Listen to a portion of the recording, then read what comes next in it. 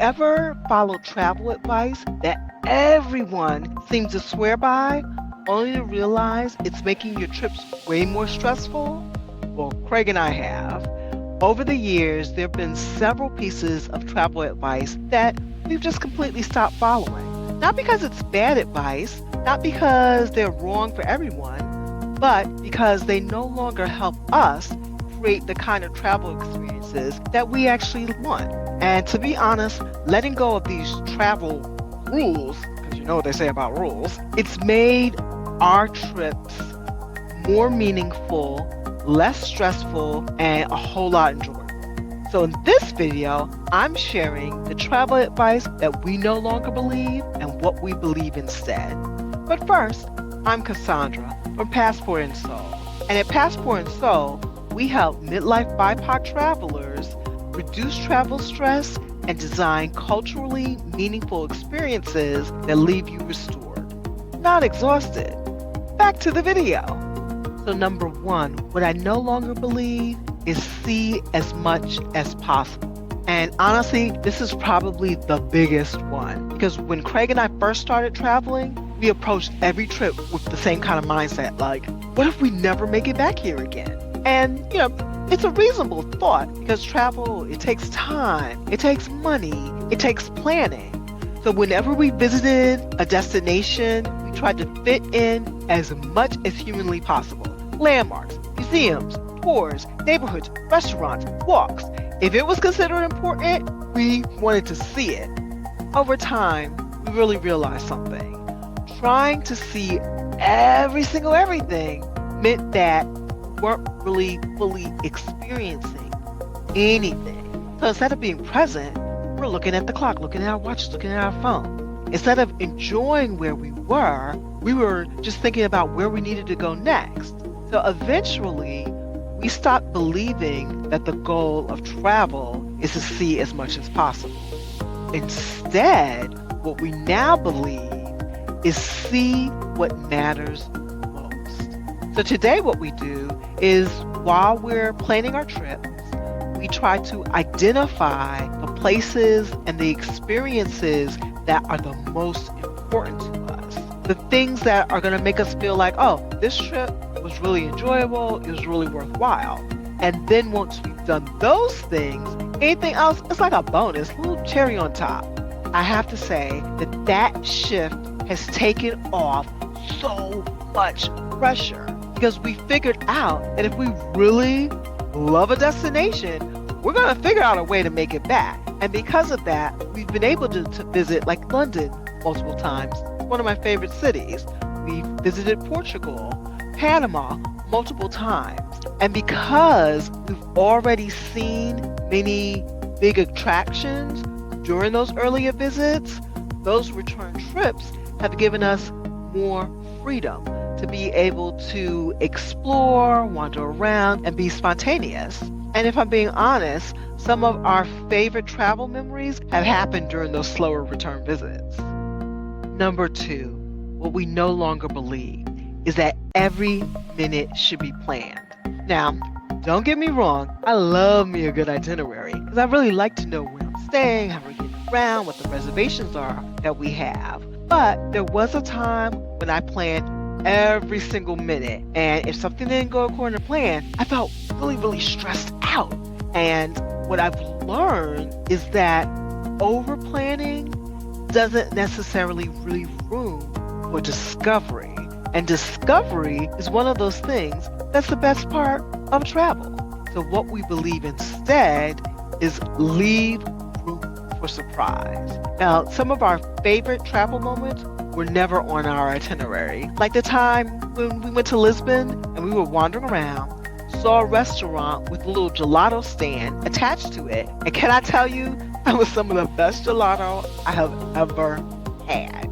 And those are the kind of moments that don't happen if every single minute is accounted for. Because sometimes you have to leave a little breathing room for that travel magic to find you. So I'm curious, what kind of traveler are you? Do you like to have every hour of your trip planned out, or do you prefer to leave room for spontaneity? Let me know in the comments section. And if you're like me, you might have started out as one type of traveler and then ended up as another kind. Travel advice number 3 that we no longer believe. You can sleep when you get home. So I, in particular, used to think that resting while traveling meant that we were wasting precious vacation time. So we'd get up early, we'd stay out late. It didn't matter if we were tired, we have to keep going. And honestly, eventually, that mindset caught up with me in particular. So a few years ago, Craig and I went to Santiago, Chile. And I had been sick before the trip. I did all the things, and I thought it was better. But during the trip, the symptoms came back and actually got a little worse. But it's okay. I pushed through. We explored. We walked. We did everything. We, saw all the sights. But when I got home, I was so sick, we had to go straight to urgent care. And it turns out that cold, it came back in full effect and turned into strep throat. So that experience changed the way that I, in particular, think about travel wellness, sleep, and rest. So what we believe instead is that rest is part of the experience. So now we intentionally build rest into our trips. And that can mean maybe having a slower morning.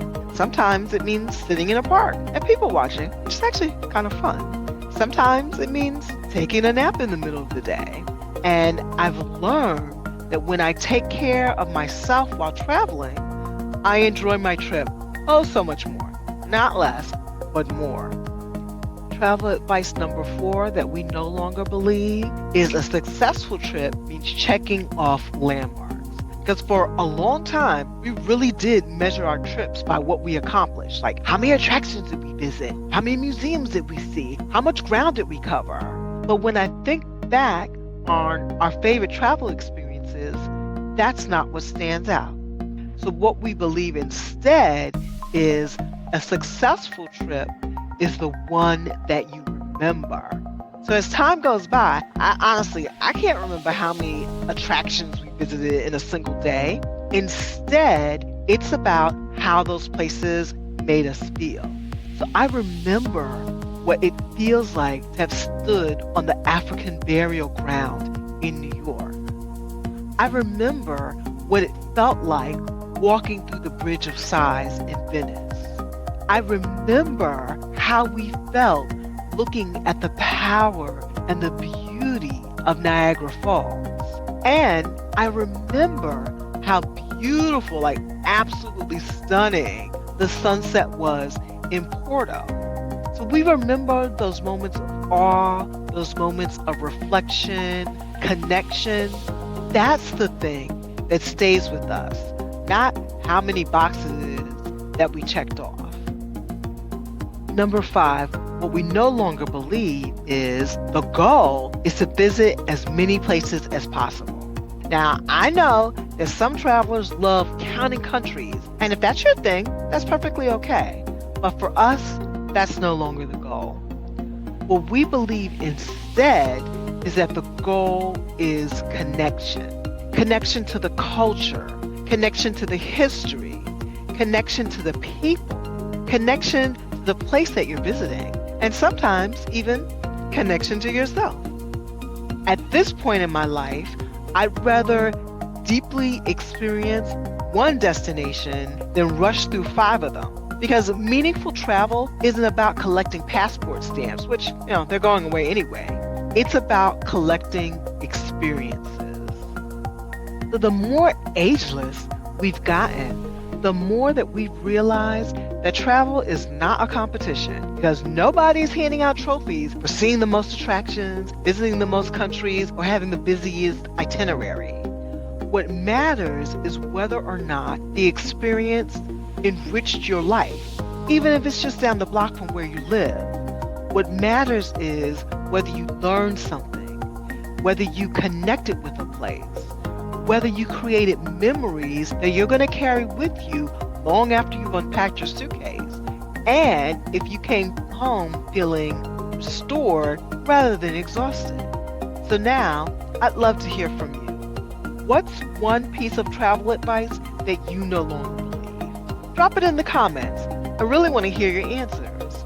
And if you enjoy slower, more meaningful travel experiences that help you connect more deeply with the places that you visit, make sure that you subscribe to Passport and Soul because we'd love to have you here. Until next time, travel slow, travel well, and travel with soul.